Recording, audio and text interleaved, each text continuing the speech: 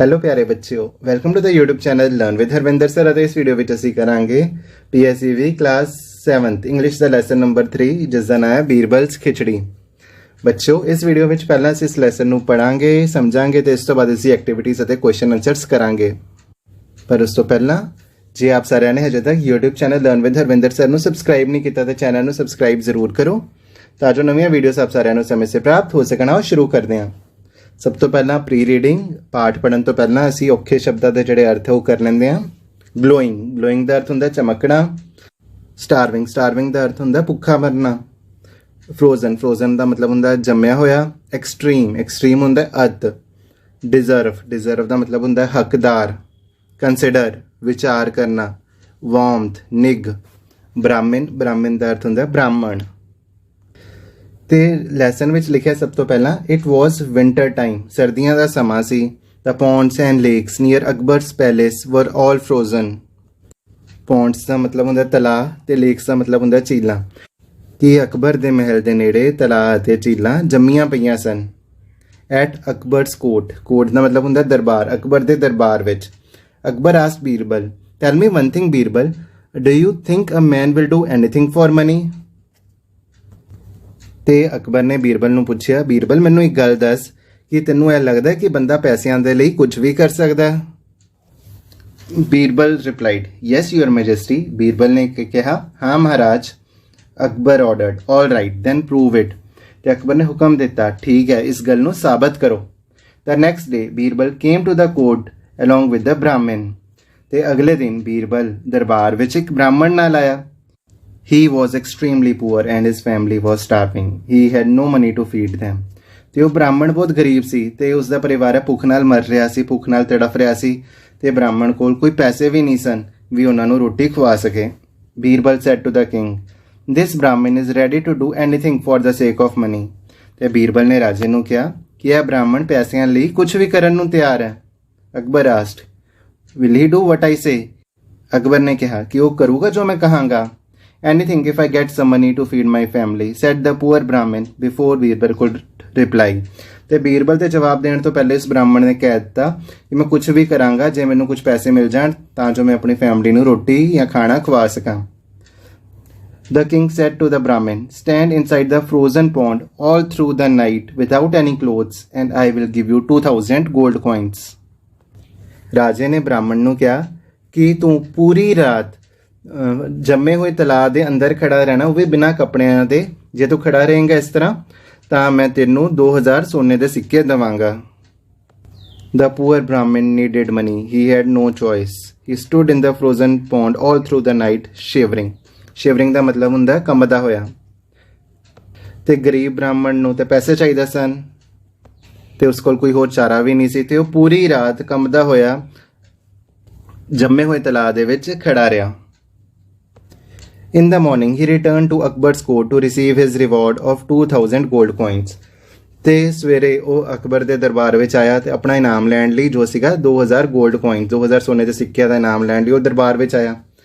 The king asked the Brahmin, how could you stand in the frozen pond in such an extreme temperature?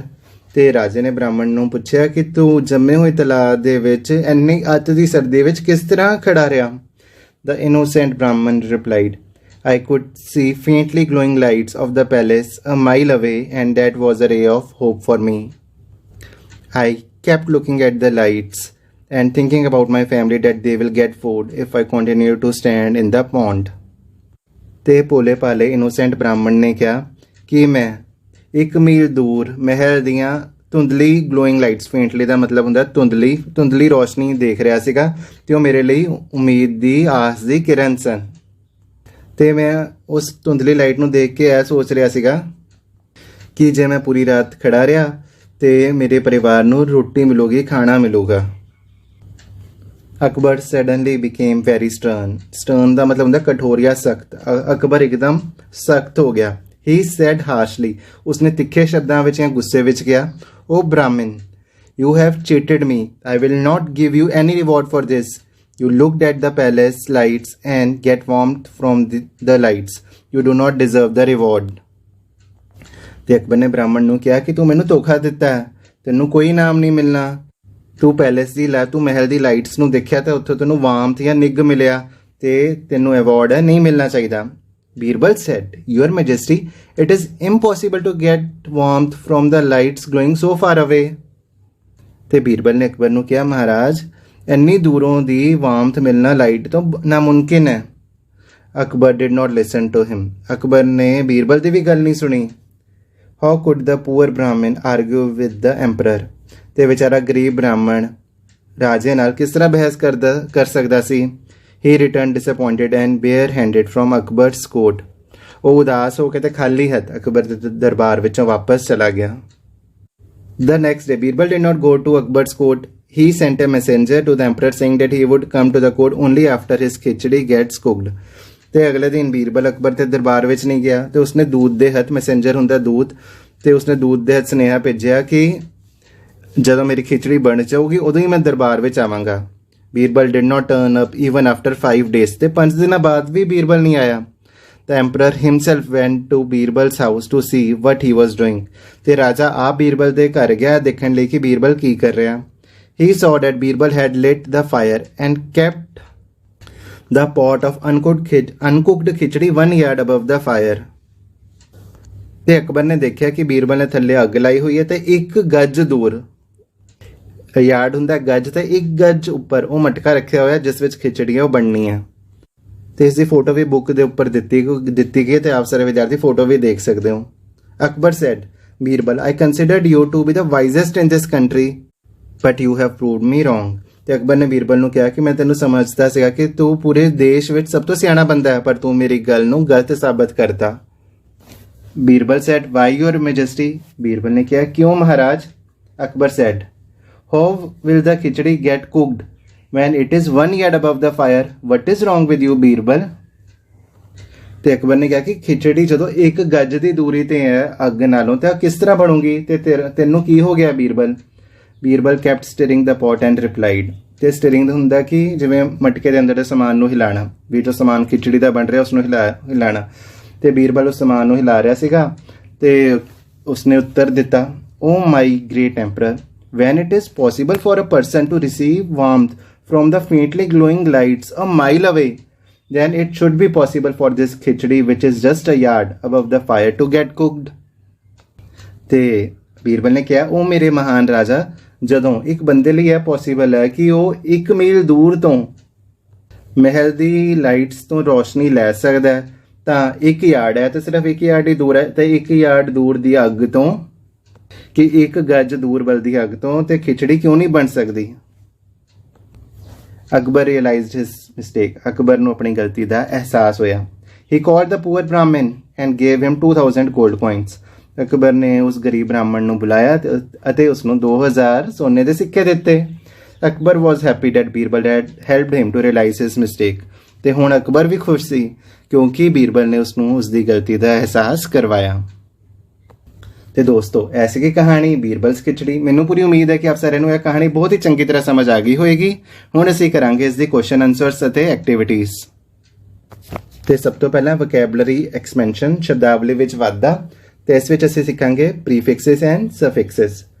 ਤੇ ਪ੍ਰੀਫਿਕਸਿਸ ਹੁੰਦੇ ਹਨ word ਤੋਂ ਪਹਿਲਾਂ ਲੱਗਣ ਵਾਲੇ ਲੈਟਰਸ, ਤੇ ਸਫਿਕਸਿਸ ਹੁੰਦੇ ਹਨ ਵਰਡ ਤੋਂ ਬਾਅਦ ਵਿੱਚ ਲੱਗਣ ਵਾਲੇ ਲੈਟਰਸ ਜਾਂ ਵਰਡ ਤੋਂ ਬਾਅਦ ਲੱਗਣ ਵਾਲੇ ਲੈਟਰਸ, ਜਿਸ ਨੂੰ ਅਸੀਂ ਪਿਛੇਤਰ ਵੀ ਕਹਿੰਦੇ ਹਾਂ। ਪ੍ਰੀਫਿਕਸ ਅਗੇਤਰ, ਸਫਿਕਸ ਪਿਛੇਤਰ। ਤੇ ਹੁਣ ਅਸੀਂ ਐਗਜ਼ਾਮਪਲ ਕਰਦੇ ਹਾਂ। ਜਿਵੇਂ ਅਨਕੁਕਡ ਵਰਡ ਹੈ, ਜੇ ਅਸੀਂ ਇਸ ਨੂੰ ਤੋੜਾਂਗੇ ਤੇ ਅਨ ਹੋ ਗਿਆ ਪ੍ਰੀਫਿਕਸ, ਕੁਕ ਹੋ ਗਿਆ ਵਰਡ, ਤੇ ਈਡੀ ਹੋ ਗਿਆ ਸਫਿਕਸ। ਤੇ ਹੁਣ ਸਾਨੂੰ ਇਹ ਪਤਾ ਲੱਗਿਆ ਜਿਹੜੇ ਪ੍ਰੀਫਿਕਸਿਸ ਹੁੰਦੇ ਨੇ ਉਹ ਗਰੁੱਪ ਆਫ ਲੈਟਰਸ ਹੁੰਦੇ ਨੇ ਜੋ ਵਰਡ ਤੋਂ ਪਹਿਲਾਂ ਲੱਗਦੇ ਨੇ, ਤੇ ਸਫਿਕਸਿਸ ਹੁੰਦੇ ਨੇ ਉਹ ਵਰਡ ਤੋਂ ਬਾਅਦ ਵਿੱਚ ਲੱਗਦੇ ਨੇ। ਤੇ ਪ੍ਰੀਫਿਕਸਿਸ ਨਾਲ ਜਿਹੜੇ ਵਰਡ ਦਾ ਅਰਥ ਹੈ ਉਹ ਵੀ ਚੇਂਜ ਹੋ ਜਾਂਦਾ ਤੇ ਕਈ ਵਾਰੀ ਆਪੋਜ਼ਿਟ ਹੀ ਹੋ ਜਾਂਦਾ। ਤੇ ਹੁਣ ਅਸੀਂ ਕੁਝ ਉਦਾਹਰਨਾਂ, ਕੁਝ ਐਗਜ਼ਾਮਪਲਸ ਦੇਖਦੇ ਹਾਂ। ਤੇ ਜੇ ਅਸੀਂ ਪ੍ਰੀਫਿਕਸ ਯੂਜ਼ ਕਰਾਂਗੇ ਨੌਨ, ਅਨ, ਇਮ, ਇਨ, ਇਲ ਜਾਂ ਆਈ ਆਰ, ਤਾਂ ਉਸ ਦਾ ਅਰਥ ਹੋ ਜਾਏਗਾ ਨੋਟ ਜਾਂ ਆਪੋਜ਼ਿਟ। ਜਿਵੇਂ ਸੈਂਸ ਵਰਡ ਹੈ ਤੇ ਇਸ ਨੂੰ ਅਸੀਂ ਨੌਨ ਪ੍ਰੀਫਿਕਸ ਨਾਲ ਐਡ ਕਰਤਾ ਤੇ ਬਣ ਜਾਏਗਾ ਨੌਨ ਸੈਂਸ, ਤੇ ਹੈਪੀ ਤੇ ਅੱਗੇ ਪ੍ਰੀਫਿਕਸ ਅਨ ਲਗਾਤਾ ਤੇ ਹੋ ਜਾਏਗਾ ਅਨਹੈਪੀ। ਤੇ ਰੀ ਪ੍ਰੀਫਿਕਸ ਹੁੰਦਾ, ਉਸ ਦਾ ਅਰਥ ਹੁੰਦਾ ਅਗੇਨ ਜਾਂ ਬੈਕ ਜਾਂ ਦੁਬਾਰਾ ਤੋਂ। ਜਿਵੇਂ ਵਿਜ਼ਿਟ ਦਾ ਹੋ ਜਾਏਗਾ ਰੀਵਿਜ਼ਿਟ, ਤੇ ਪਲੇ ਦਾ ਹੋ ਜਾਏਗਾ ਰੀਪਲੇ। ਮਿਸ, ਤੇ ਮਿਸ ਦਾ ਅਰਥ ਹੁੰਦਾ ਰੋਂਗਲੀ ਜਾਂ ਨੋਟ, ਤੇ ਅੰਡਰਸਟੈਂਡ ਨੂੰ ਅਸੀਂ ਜਿਵੇਂ ਅੰਡਰਸਟੈਂਡ ਵਰਡ ਹੈ ਤੇ ਅਸੀਂ ਮਿਸ ਲਗਾਤਾ ਤੇ ਮਿਸ ਅੰਡਰਸਟੈਂਡ ਵੀ ਸਮਝ ਨਹੀਂ ਆਈ ਤੇ ਇਸ ਕਰਕੇ ਨੋਟ ਲਿਖਿਆ ਗਿਆ। ਤੇ ਡੀ ਦਾ ਮਤਲਬ ਹੁੰਦਾ ਰਿਵਰਸ ਜਾਂ ਰਿਮੂਵ। ਤੇ ਐਕਟੀਵੇਟ ਦੇ ਅੱਗੇ ਡੀ ਲਗਾਤਾ ਤਾਂ ਹੋ ਜਾਏਗਾ ਡੀਐਕਟੀਵੇਟ, ਤੇ ਪੂਰਾ ਆਪੋਜ਼ਿਟ ਹੀ ਬਣ ਗਿਆ। ਤੇ ਹਾਈਡਰੇਟ ਦੇ ਅੱਗੇ ਡੀ ਲਗਾਤਾ ਤੇ ਡੀਹਾਈਡਰੇਟ। ਤੇ ਕੋ ਦਾ ਅਰਥ ਹੁੰਦਾ ਨਾਲ, ਰਲ ਕੇ ਜਾਂ ਵਿਦ ਜਾਂ ਟੂਗੈਦਰ ਅਸੀਂ ਕਹਿ ਸਕਦੇ ਹਾਂ। ਜਿਵੇਂ ਐਗਜ਼ਿਸਟ ਦਾ ਹੋ ਜਾਏਗਾ ਕੋ ਐਗਜ਼ਿਸਟ। ਇਸੇ ਤਰ੍ਹਾਂ DIS ਜਾਂ DI ਤੇ ਇਸ ਦਾ ਅਰਥ ਹੁੰਦਾ ਸੈਪਰੇਸ਼ਨ ਜਾਂ ਅਵੇ। ਤੇ ਲਾਈਕ ਦਾ ਹੋ ਜਾਏਗਾ ਡਿਸਲਾਈਕ, ਤੇ ਇਸ ਦਾ ਆਪੋਜ਼ਿਟ ਹੀ ਬਣ ਜਾਏਗਾ। ਤੇ ਇਹ ਤੇ ਸੀਗੇ ਪ੍ਰੀਫਿਕਸ ਦੇ ਐਗਜ਼ਾਮਪਲਸ। ਤੇ ਹੁਣ ਅਸੀਂ ਕਰਾਂਗੇ ਸਫਿਕਸ ਦੇ ਐਗਜ਼ਾਮਪਲਸ। ਤੇ ਸਫਿਕਸ ਨਾਲ ਆਪੋਜ਼ਿਟ ਤਾਂ ਨਹੀਂ ਬਣਦਾ, but part of speech change ਹੋ ਜਾਂਦਾ। ਜਿਵੇਂ ਅਸੀਂ ਪ੍ਰੋਗਰੈਸ ਦਾ ਪ੍ਰੋਗਰੈਸ਼ਨ ਬਣਾ ਦਾਂਗੇ। ਤੇ ਕਈ ਵਾਰੀ ਕੀ ਹੁੰਦਾ ਕਿ ਸਫਿਕਸ ਤੋਂ ਸਾਨੂੰ ਟੈਂਸ ਦਾ ਵੀ ਪਤਾ ਲੱਗਦਾ। ਜਿਵੇਂ ED ਤੋਂ ਨਾਲ ਜੇ ਐਡ ਹੋ ਰਿਹਾ ਤਾਂ ਸਾਨੂੰ ਪਤਾ ਲੱਗ ਜਾਏਗਾ ਕਿ ਪਾਸਟ ਟੈਂਸ ਹੈ ਜੇ ਸਫਿਕਸ D ਜਾਂ ED ਹੁੰਦਾ। ਤੇ ਹੁਣ ਸਾਨੂੰ ਐਗਜ਼ਾਮਪਲਸ ਦਿੱਤੀਆਂ ਹੋਈਆਂ ਹਨ ਥੱਲੇ, ਤੇ ਅਸੀਂ ਜਦੋਂ ਐਗਜ਼ਾਮਪਲਸ ਕਰਾਂਗੇ ਹੋਰ ਕਲੀਅਰ ਹੋ ਜਾਏਗਾ। ਜਦੋਂ ਅਸੀਂ ਸਫਿਕਸ ਯੂਜ਼ ਕਰਾਂਗੇ, ਪਿਛੇਤਰ ਯੂਜ਼ ਕਰਾਂਗੇ ER ਜਾਂ OR, ਤੇ ਇਸ ਦਾ ਮਤਲਬ ਹੁੰਦਾ ਉਹ ਜਿਹੜਾ, ਵਨ ਹੂ, ਔਰ ਸ਼ੋਇੰਗ ਅ ਕੰਪੈਰੀਜ਼ਨ। ਜਿਵੇਂ ਟੀਚ ਕਰਨ ਵਾਲਾ ਟੀਚਰ ਤੇ ਫਾਸਟ ਮੂਵ ਕਰਨ ਵਾਲਾ ਫਾਸਟਰ। ABLE ਜਾਂ IBLE, ਤੇ ਇਸ ਦਾ ਮਤਲਬ ਹੁੰਦਾ ਹੈ ਕੈਪੇਬਲ ਆਫ ਬੀਇੰਗ, ਕੰਮ ਕਰਨ ਦੇ ਯੋਗ। ਅਨਫੋਰਗੇਟੇਬਲ, ਨਾ ਭੁੱਲਣ ਯੋਗ। ਰਿਵਰਸੀਬਲ, ਵਾਪਸ ਜਾਣ ਲਓ, ਵਾਪਸ ਹੋਣ ਯੋਗ। D ਜਾਂ ED ਮੀਨਸ ਕਿ ਅਸੀਂ ਪਹਿਲਾਂ ਹੀ ਗੱਲ ਕਰ ਚੁੱਕੇ ਕਿ ਪਾਸਟ ਟੈਂਸ ਵਾਸਤੇ ਯੂਜ਼ ਹੁੰਦਾ। ਜਿਵੇਂ ਐਡ ਦਾ ਐਡਡ, ਲਵ ਦਾ ਲਵਡ। ING ਤੇ ਇਸ ਦਾ forming a gerund, meaning an act of or the present ਪਾਰਟੀਸੀਪਲ। ਤੇ ਜੈਰੈਂਡ ਕੀ ਹੁੰਦਾ ਕਿ ਕਿਰਿਆ ਨੂੰ ਨਾਂ ਦੇਣਾ। ਕੀ ਨਾਂ ਦੇਣਾ? ਜਿਵੇਂ ਸਿੰਗ ਦਾ ਹੋ ਜਾਏਗਾ ਸਿੰਗਿੰਗ, ਡਾਂਸ ਦਾ ਹੋ ਜਾਏਗਾ ਡਾਂਸਿੰਗ, ਤੇ ਇਸ ਨੂੰ ਜੈਰੈਂਡ ਕਿਹਾ ਜਾਂਦਾ। ਮੈਂਟ ਹੁੰਦਾ ਦਾ ਐਕਟ, ਸਟੇਟ ਔਰ ਰਿਜ਼ਲਟ ਆਫ ਐਨ ਐਕਸ਼ਨ। ਜੇ ਅਪੋਇੰਟ ਦਾ ਹੋ ਜਾਏਗਾ ਅਪੋਇੰਟਮੈਂਟ। ਤੇ ਗਵਰਨ ਤੇ ਇਸ ਦਾ ਹੋ ਜਾਏਗਾ ਗਵਰਨਮੈਂਟ। IVE ਜਿਸ ਦਾ ਮਤਲਬ ਹੁੰਦਾ ਕਿ ਕਿਸੇ ਵਿੱਚ ਕਿਸੇ ਚੀਜ਼ ਦਾ ਗੁਣ ਹੋਣਾ। ਹੈਵਿੰਗ ਦਾ ਕੁਆਲਿਟੀ ਆਫ, ਜਿਵੇਂ ਕ੍ਰੀਏਸ਼ਨ ਦੀ ਕੁਆਲਿਟੀ ਹੋਏ, ਕ੍ਰੀਏਟ ਕਰਨ ਦੀ ਕੁਆਲਿਟੀ ਹੋਏ ਤੇ ਬਣ ਜਾਏਗਾ ਕ੍ਰੀਏਟਿਵ। ਤੇ ਇਸ ਤਰ੍ਹਾਂ ਅਸੀਂ ਸਫਿਕਸਿਸ ਦੀ ਵਰਤੋਂ ਕਰ ਸਕਦੇ ਹਾਂ। ਤੇ ਹੁਣ ਨਾ ਸਾਨੂੰ ਥੱਲੇ ਕੁਝ ਵਰਡਸ ਦਿੱਤੇ ਗਏ ਨੇ ਤੇ ਅਸੀਂ ਇਹ ਲਿਖਣਾ ਵੀ ਪ੍ਰੀਫਿਕਸ ਕਿਹੜਾ ਤੇ ਸਫਿਕਸ ਕਿਹੜਾ। ਜਿਵੇਂ ਫਰੋਜ਼ਨ, ਤੇ ਇਸ ਵਿੱਚ ਫਰੋਜ਼ ਤੇ ਹੋ ਗਿਆ ਵਰਡ ਤੇ N ਇਜ਼ ਸਫਿਕਸ। ਰਿਟਰਨ ਤੇ ਟਰਨ ਵਰਡ ਹੋ ਗਿਆ ਤੇ ਰੀ ਹੈ ਪ੍ਰੀਫਿਕਸ। ਐਕਸਟ੍ਰੀਮਲੀ, ਐਕਸਟ੍ਰੀਮ ਵਰਡ ਹੈ ਤੇ LY suffix. Disappointed, ED is suffix. Shivering, shiver means ਕਿ ਕੰਬਣਾ, ਇਹ ਵਰਡ ਹੈ ਤੇ ING ਹੋ ਗਿਆ ਸਫਿਕਸ। ਵਾਈਜ਼ੈਸਟ, ਇਸ ਵਿੱਚ ST ਹੋ ਗਿਆ ਸਫਿਕਸ ਕਿਉਂਕਿ ਵਾਈਜ਼ ਵਰਡ ਹੈ ਤੇ ST ਹੈ ਸਫਿਕਸ। ਰੀਅਲਾਈਜ਼ ਤੇ ਰੀਅਲ ਵਰਡ ਹੈ ਤੇ ISG ਸਫਿਕਸ। ਲੁਕਿੰਗ ਤੇ ਲੁਕਿੰਗ ਵਿੱਚ ਲੁਕ ਵਰਡ ਹੈ ਤੇ ING ਸਫਿਕਸ ਹੈ। ਤੇ ਇਸ ਤੋਂ ਬਾਅਦ activity 3 question answers. What time of the year was it in the story? ਤੇ ਕਹਾਣੀ ਵਿੱਚ ਕਿਹੜਾ ਸਮਾਂ ਚੱਲ ਰਿਹਾ ਸੀ ਸਾਲ ਦਾ? It was winter time in the story, ਵੀ ਸਰਦੀਆਂ ਦਾ ਸਮਾਂ ਚੱਲ ਰਿਹਾ ਸੀ। What happen to the ponds and lakes? ਤਲਾਅ ਤੇ ਝੀਲਾਂ ਨੂੰ ਕੀ ਹੋ ਗਿਆ ਸੀ? The ponds and lakes were all frozen, ਉਹ ਜੰਮ ਗਈਆਂ ਸਨ। What did Akbar want to know? Akbar ਕੀ ਜਾਣਨਾ ਚਾਹੁੰਦਾ ਸੀ? Akbar wanted to know if a man could do anything for money. ਤੇ ਅਕਬਰ ਇਹ ਜਾਣਨਾ ਚਾਹੁੰਦਾ ਸੀ ਕਿ ਬੰਦਾ ਪੈਸਿਆਂ ਲਈ ਕੁਝ ਵੀ ਕਰ ਸਕਦਾ।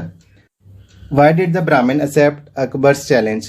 ਤੇ ਬ੍ਰਾਹਮਣ ਨੇ ਅਕਬਰ ਦੀ ਚੁਣੌਤੀ ਨੂੰ ਸਵੀਕਾਰ ਕਿਉਂ ਕੀਤਾ? The Brahmin accepted Akbar's challenge because he needed money to feed his starving family. ਤੇ ਇਸ ਕਰਕੇ ਉਸਨੇ ਚੈਲੰਜ ਐਕਸੈਪਟ ਕੀਤਾ ਕਿਉਂਕਿ ਉਸਨੂੰ ਭੁੱਖ ਨਾਲ ਤੜਫ ਰਹੀ ਫੈਮਿਲੀ ਨੂੰ ਫੀਡ ਕਰਨ ਲਈ ਪੈਸੇ ਚਾਹੀਦੇ ਸਨ। How much money did Akbar agree to give to the Brahmin? ਤੇ ਅਕਬਰ ਕਿੰਨੇ ਪੈਸੇ ਦੇਣ, ਬ੍ਰਾਹਮਣ ਨੂੰ ਕਿੰਨੇ ਪੈਸੇ ਦੇਣ ਲਈ ਮੰਨ ਗਿਆ? Akbar agreed to give 2000 gold coins to the Brahmin. ਤੇ ਉਹ 2000 ਗੋਲਡ ਕੋਇਨਸ, 2000 ਸੋਨੇ ਦੇ ਸਿੱਕੇ ਦੇਣ ਲਈ ਮੰਨ ਗਿਆ।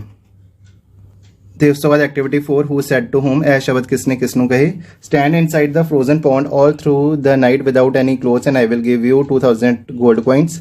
ਤੇ ਅਕਬਰ ਸੈਡ ਦਿਸ ਟੂ ਬ੍ਰਾਹਮਣ, ਇਹ ਸ਼ਬਦ ਅਕਬਰ ਨੇ ਬ੍ਰਾਹਮਣ ਨੂੰ ਕਹੇ। How could you stand in the frozen pound in such N extreme temperature? ਤੇ ਅਕਬਰ ਸੈਡ ਦਿਸ ਟੂ ਬ੍ਰਾਹਮਣ। ਉਹ ਬ੍ਰਾਹਮਣ, ਯੂ ਹੈਵ ਚੀਟਡ ਮੀ। ਤੇ ਇਹ ਕਿਸਨੇ ਕਿਹਾ ਸੀਗਾ? Akbar said this to Brahmin. Your majesty, it is impossible to get warmth from the lights glowing so far away. ਤੇ ਇਹ ਕਿਹਾ ਸੀਗਾ ਬੀਰਬਲ ਨੇ। Birbal said this to Akbar. Birbal, I considered you to be the wisest in this country but you have proved me wrong. ਤੇ Akbar said this to Birbal, ਇਹ ਸ਼ਬਦ ਅਕਬਰ ਨੇ ਬੀਰਬਲ ਨੂੰ ਕਹੇ ਸੀ। ਤੇ ਇਸ ਤੋਂ ਬਾਅਦ activity 5 what do you understand about Birbal in the story? Write 3 to 4 sentences on Birbal. ਕੀ ਬੀਰਬਲ ਦੇ ਬਾਰੇ ਤੁਹਾਨੂੰ ਇਸ ਕਹਾਣੀ ਤੋਂ ਕੀ ਸਮਝ ਆਇਆ? ਤੇ 3 ਜਾਂ 4 ਵਾਕਾਂ ਵਿੱਚ ਲਿਖੋ। ਤੇ ਇਸ ਵਿੱਚ ਅਸੀਂ ਲਿਖ ਸਕਦੇ ਹਾਂ ਬੀਰਬਲ ਵਾਜ਼ ਅ ਵਾਈਜ਼ੈਸਟ minister in ਅਕਬਰਸ court.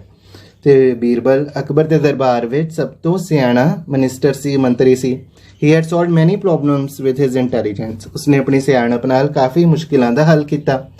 He was very popular in the kingdom. ਤੇ ਉਹ ਰਾਜ ਵਿੱਚ ਬਹੁਤ ਮਸ਼ਹੂਰ ਸੀ। He had a helping nature and he never made Akbar do injustice with anyone.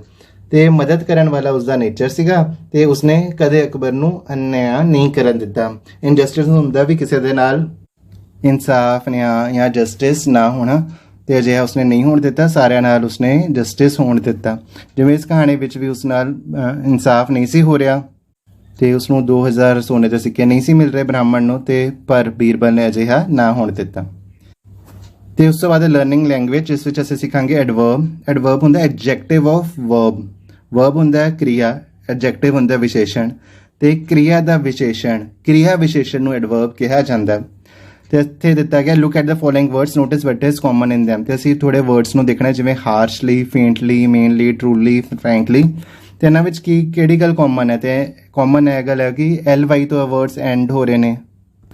ਤੇ ਇਸ ਤੋਂ ਬਾਅਦ ਸਾਨੂੰ ਦੱਸਿਆ ਗਿਆ ਕਿ ਜਿਹੜੇ ਵਰਡਸ LY ਤੋਂ ਐਂਡ ਹੁੰਦੇ ਨੇ ਉਹ ਮੋਸਟਲੀ ਐਡਵਰਬਸ ਹੁੰਦੇ ਨੇ, ਉਹ ਕਿਰਿਆ ਵਿਸ਼ੇਸ਼ਣ ਹੁੰਦੇ ਨੇ। They add to quality of verb, ਤੇ ਇਹ ਵਰਬ ਦੀ ਕੁਆਲਿਟੀ ਨੂੰ ਵਧਾਉਂਦੇ ਹਨ। ਤੇ ਜਿਵੇਂ ਐਗਜ਼ਾਮਪਲ ਦਿੱਤੀ ਗਈ ਹੈ ਕਿ ਟੂ ਸਪੀਕ ਹਾਰਸ਼ਲੀ, ਉਹ ਤਿੱਖੇ ਸ਼ਬਦਾਂ ਵਿੱਚ ਬੋਲਦਾ ਹੈ। ਤੇ ਕਿਸ ਤਰ੍ਹਾਂ ਬੋਲਦਾ? ਤਿੱਖੇ ਸ਼ਬਦਾਂ ਨਾਲ ਬੋਲਦਾ ਹੈ। ਤੇ adverbs of manner usually take LY after verb. ਤੇ ਐਡਵਰਬ ਆਫ ਮੈਨਰ ਕੀ ਹੁੰਦਾ ਹੈ? ਐਡਵਰਬਸ ਆਫ ਮੈਨਰ ਹੁੰਦੇ ਪ੍ਰਕਾਰਵਾਚਕ ਕਿਰਿਆ ਵਿਸ਼ੇਸ਼ਣ, ਤੇ ਇਹਨਾਂ ਵਿੱਚ ਜਨਰਲੀ LY ਆਉਂਦਾ ਵਰਡ ਤੋਂ ਬਾਅਦ।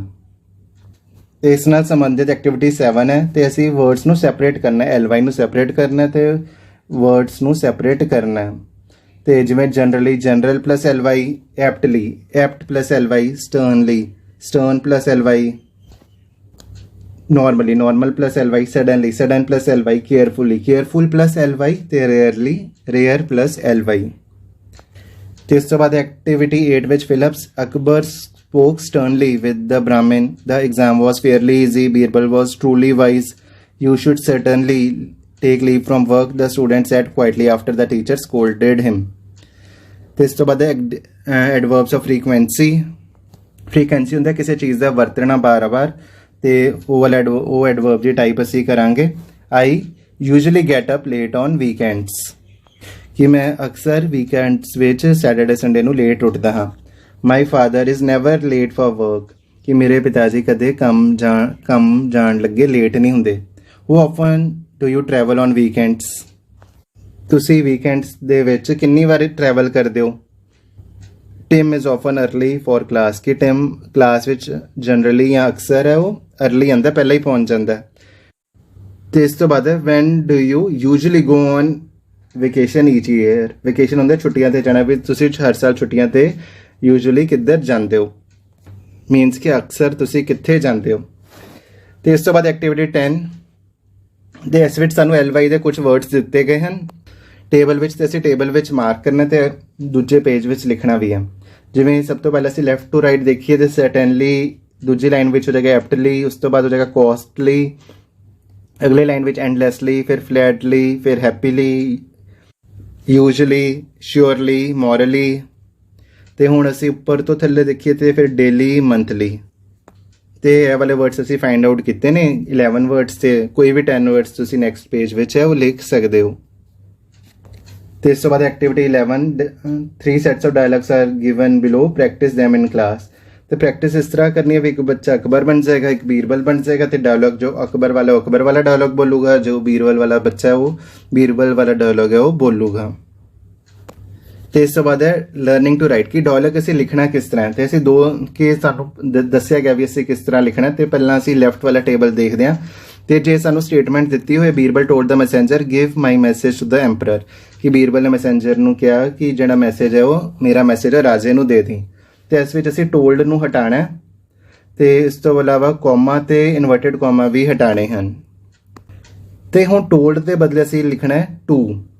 ਤੇ ਹੁਣ ਬੀਰਬਲ ਤੋਂ ਬਾਅਦ ਅਸੀਂ ਬ੍ਰੈਕਟ ਕਰਨਾ, ਰਾਉਂਡ ਬ੍ਰੈਕਟ, ਤੇ ਟੂ ਦਾ ਮੈਸੇਂਜਰ ਹੋ ਜਾਏਗਾ, ਤੇ ਉਸ ਤੋਂ ਬਾਅਦ ਬ੍ਰੈਕਟ ਬੰਦ ਹੋਏਗਾ, ਤੇ ਉਸ ਤੋਂ ਬਾਅਦ ਕੋਲਨ ਲੱਗ ਜਾਊਗਾ। ਤੇ ਫਿਰ ਇਸਦਾ ਡਾਇਲੌਗ ਕਿਸ ਤਰ੍ਹਾਂ ਬਣੂਗਾ? Birbal to the messenger give my message to the emperor.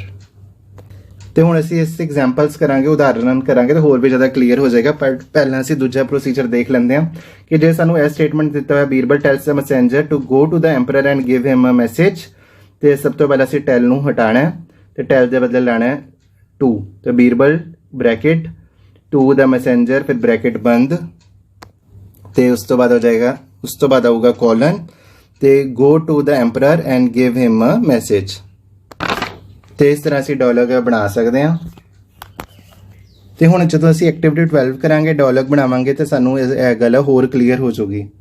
ਤੇ ਸਟੇਟਮੈਂਟ ਹੈ Akbar said Birbal I considered you to be the wisest in this country but you have proved me wrong.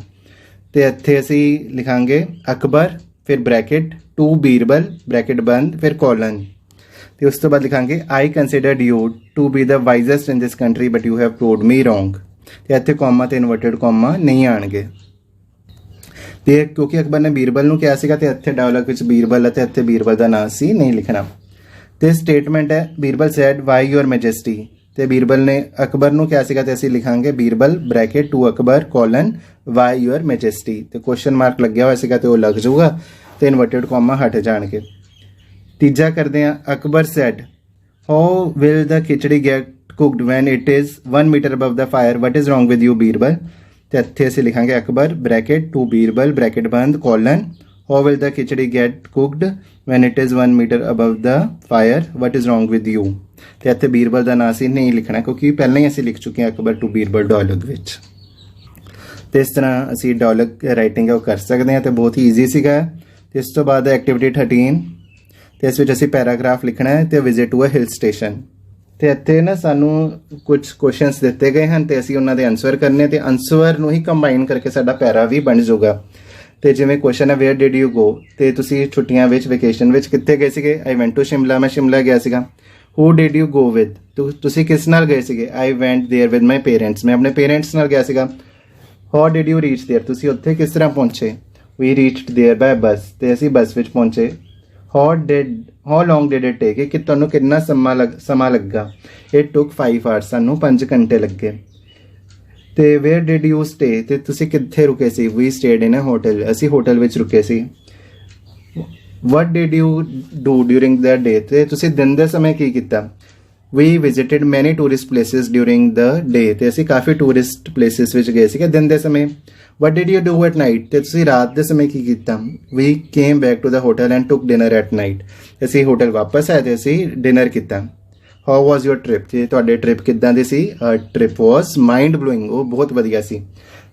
ਤੇ ਹੁਣ ਇਸ ਤੋਂ ਬਾਅਦ ਜਿਹੜੇ ਆਨਸਰਸ ਨੇ ਉਹਨਾਂ ਨੂੰ ਤੁਸੀਂ ਕੰਬਾਈਨ ਕਰਕੇ ਲਿਖ ਦੇਣਾ, ਜਿਵੇਂ ਕਿ I went to Shimla, I went there with my parents, we reached there by bus, it took 5 hours, we stayed in a hotel, we visited many tourist places during the day, we came back to the hotel and took dinner at night, our trip was mind blowing। ਤੇ ਇਸ ਤਰ੍ਹਾਂ ਤੁਹਾਡਾ answer ਹੈ ਉਹ ਬਣ ਜਾਊਗਾ। ਤੇ ਦੋਸਤੋ ਇਹ ਸੀਗਾ ਤੁਹਾਡਾ ਲੈਸਨ ਨੰਬਰ 3।